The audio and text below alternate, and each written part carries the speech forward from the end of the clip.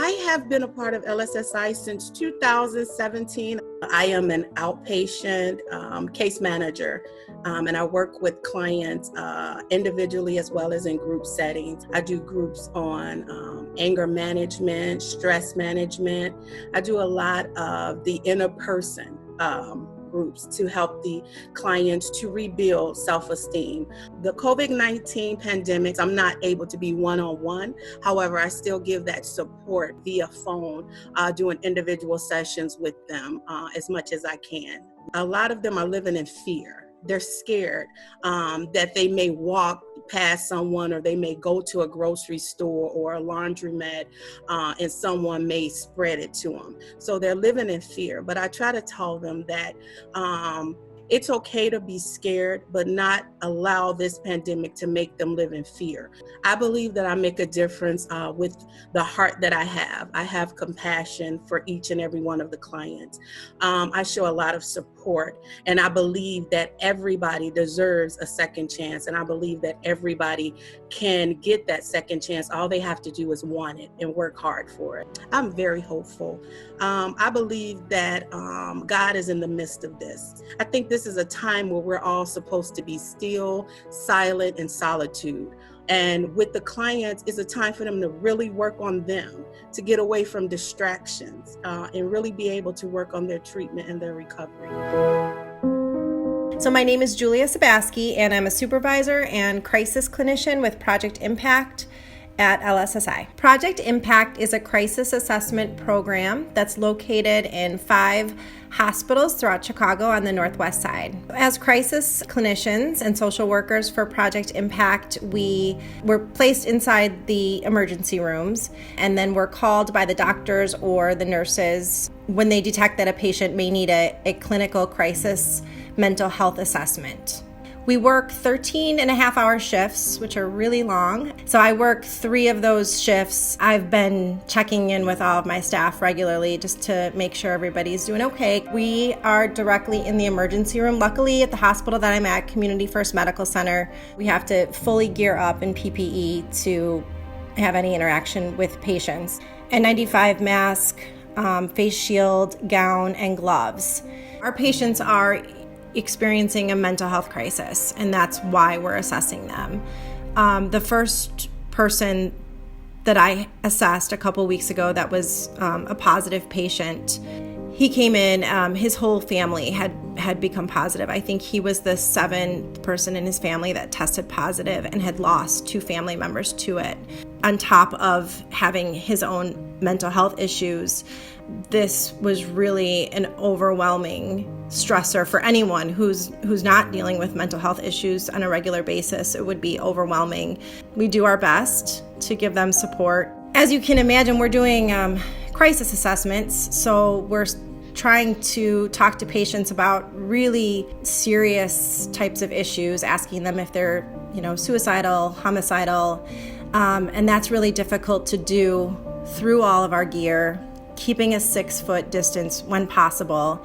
And we're also supposed to minimize our time that we are interacting with the patients. When we're assessing patients in the emergency room, they really are at their lowest, most vulnerable moments. And we have to still find a way to connect to them and listen to them, even through layers of PPE and keeping distance and sometimes very chaotic surroundings. But I'm really proud of my team because everybody's been stepping up. We're still able to do our job and help the people that we need to. It's long and it's exhausting. So in the morning, I'm thinking about, what I'm bringing to work, wearing my scrubs to work. It's like a 3-step routine. So before I leave my shift, I have to clean my whole area really thoroughly, sanitizing before the next crisis worker comes in. So they're coming into a sanitized environment. Then I change out of my scrubs. Then I get in my car, and then I sanitize anything that I had with me in the emergency room, my purse or my bag or my food, my lunch bag. When I get home, I leave everything that I can in the garage, and then I come in, I have to put all my clothes right into the washing machine and then take a shower right after work. It's a small sacrifice to make sure our family members are safe. I'm really inspired by the doctors and nurses that I work with on a regular basis, and the housekeeping staff. I think they get a little underrated in this whole thing because they're right there on the front line of it as well every day. I'm also inspired by the support we get from the community. There's meals dropped off every day. And then I'm just inspired by when I see people that out in the community that are adhering to the proper safety protocols, wearing masks and keeping distance, because that is so important. If people could see what's going on in an emergency room every day, and how overwhelmed they are, that the small gesture of wearing a mask when you go to the store or go out in public, it speaks volumes to us that are actually in the emergency room. It feels like we're all in this together. I would just want to thank everybody. I know that everybody's experiencing this as like a huge adjustment. Keep going. It feels like it's been going on forever so far. Like April seemed like a year, but keep going, and you're doing a great job, and you're making a difference, checking in with people as much as you can. As mental health clinicians, we're not people that you would think would be on the front lines. And I was kind of in denial that, somebody said that to me at the very beginning. Oh, you're on the front lines, and I was like, no. And I would keep minimizing it in a way. We are frontline workers, and we're not trained for that in this regard, right? In an emergency room setting, we're not medically trained. So we really had to learn and adapt and kind of not back down from the challenge. What I would say to everyone is just continue working together, support each other, be there for each other, because I know that's what's gotten me through this. All right, my name is Carlo Izzo, and I am a counselor case manager at the Kenmore Center with Lutheran Social Services. So a counselor case manager is somebody who works with somebody in individual sessions, in group sessions, who are mainly in recovery from substance use disorders.